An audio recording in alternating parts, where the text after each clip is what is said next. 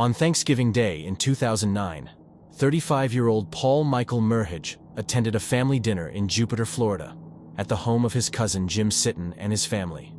Paul, who had a history of mental health issues and strained relationships with his relatives, arrived late, chose not to eat, and sat silently during the meal.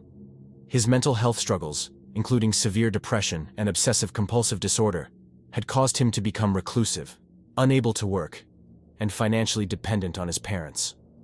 The dinner was attended by 16 of his relatives, and what was intended to be a joyful occasion soon turned into a horrific tragedy.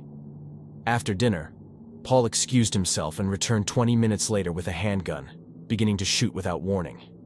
His first victim was his aunt, Raymond Joseph, whom he shot in the shoulder and then killed with a second shot. He then fatally shot his twin sisters, Carla and Lisa, the latter being pregnant at the time.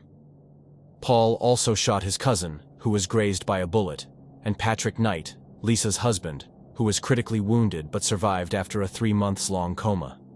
Finally, Paul went to the bedroom of his 6-year-old cousin, Michaela Sitton, who had just been tucked into bed, and shot her twice, killing her.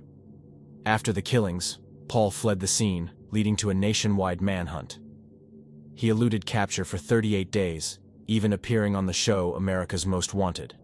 Tips eventually led authorities to a motel in the Florida Keys, where he was arrested in January 2010. According to reports, Paul had planned the attack in advance, even buying ammunition and researching escape methods. He had a history of violence, including threats to family members. His sister Lisa even filed a restraining order against him in 2006 after he threatened her life.